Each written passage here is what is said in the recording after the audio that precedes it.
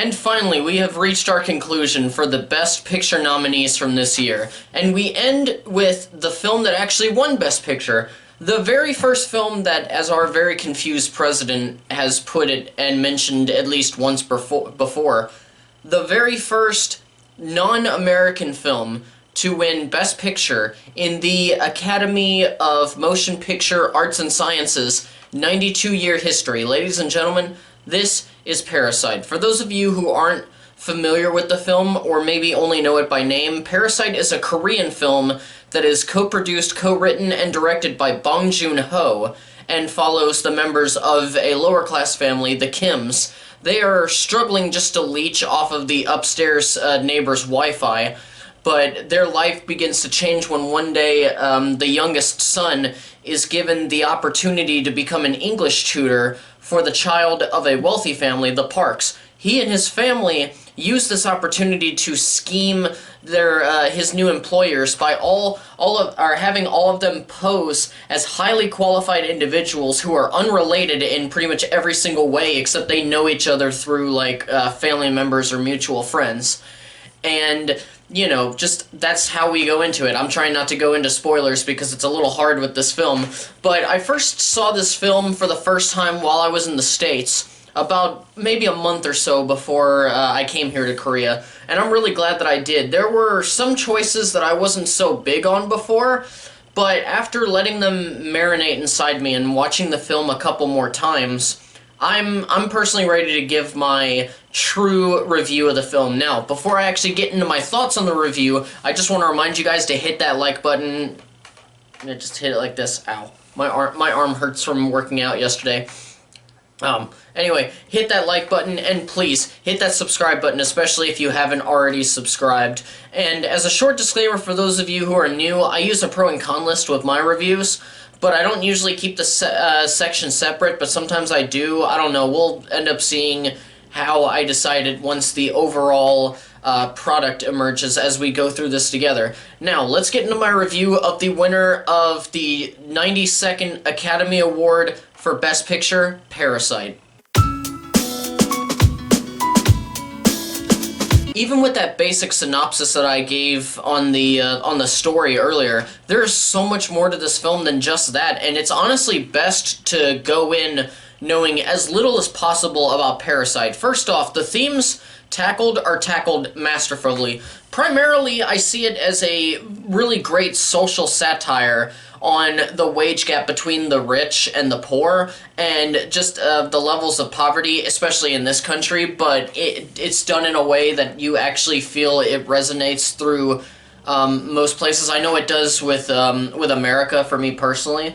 And then also, every single piece of the story, whether it's in its stellar and clever writing or just the other aspects that I'll jump into later, they just make this film a marvel for anyone that can watch. And even though the themes aren't apparent either immediately or after they marinate inside you, if you took all of those things out, you are still left with a highly entertaining film. Parasite is primarily a black comedy, but even putting that label on it is kind of boxing it into just one type of thing. At times, yes, it is a comedy, but then other times it becomes like a heist film, like a pure drama, a thriller.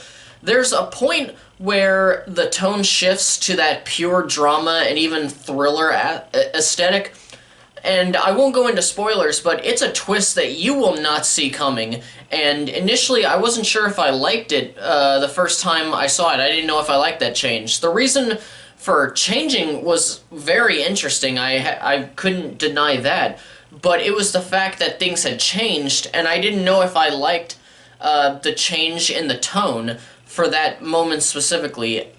And I will say, even those descriptors, black comedy, pure drama, heist film, etc., should not be taken too literally, at least not in the full sense of each term. And back to the last thing, it took me a couple more viewings to actually truly know where I sat with that twist that I mentioned, and I love it. It's just another reason that I want to recommend this film to people. This film is also extremely fascinating to me because of the fact that it came out within months of Todd Phillips's Joker, which was seen as a highly controversial film that that was known for its focus on toxic society and also the growing wage gap between the different wealth classes. Parasite, as I said, has those themes as well. There's a lot of stuff that Joker and Parasite have in common, especially with the themes.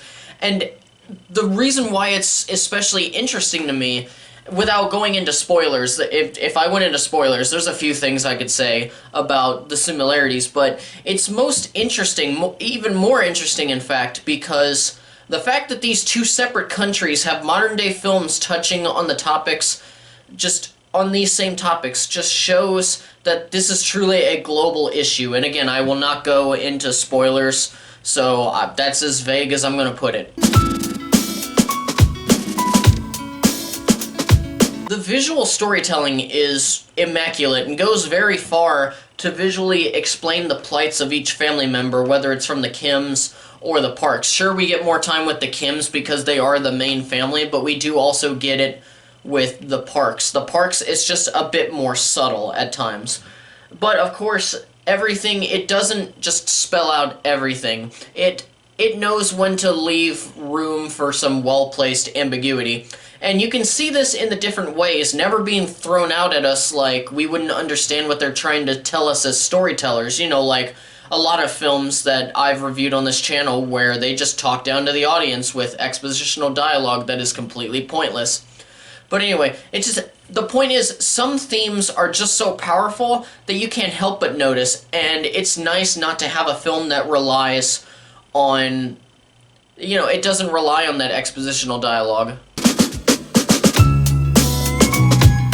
The characters are fleshed out and don't just fall into one category. No specific heroes, no specific villains. No one is completely ignorant or stupid, and nobody is, like, completely intelligent or smart.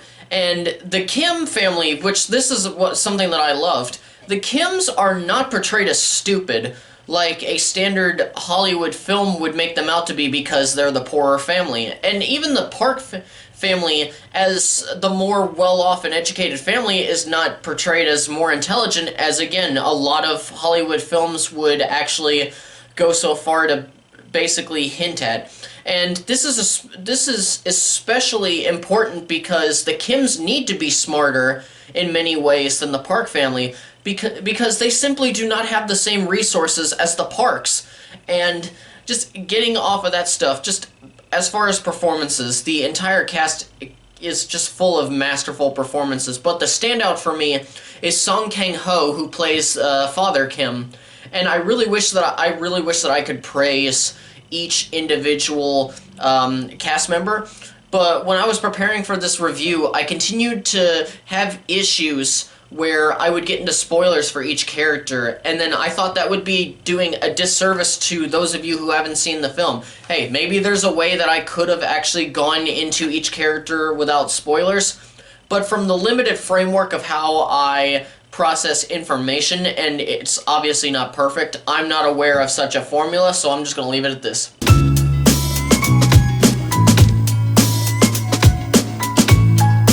The production design as well is utterly gorgeous, from the less fortunate district that the Kim family lives in, and the semi-basement that they live in, to the Park mansion, all of which were built by scratch. I mean, the, the creators actually went to neighborhoods in South Korea that were actually getting ready to be torn down, and they took a shit ton of pictures just so that they could get a more accurate depiction of the neighborhoods, but also show one that is really on its last legs. For this one, I had to really think about anything that I didn't enjoy, and this one stayed from the get-go, from that first showing. So while I loved the last 30 seconds or so of the film, they really left me in a strange and somber feeling, the 5 to 10 minutes beforehand are the only part that I really thought that the film slowed down and maybe overstayed its welcome just a little bit. Perhaps it was because what preceded it was so surprising, and I don't know a better word to describe this than really visceral. It was a very visceral moment. It was the only time where I felt the pacing suffers as a result, and I kind of wish that the visceral and more surprising scene was actually the final bit of the film. That would have been really good.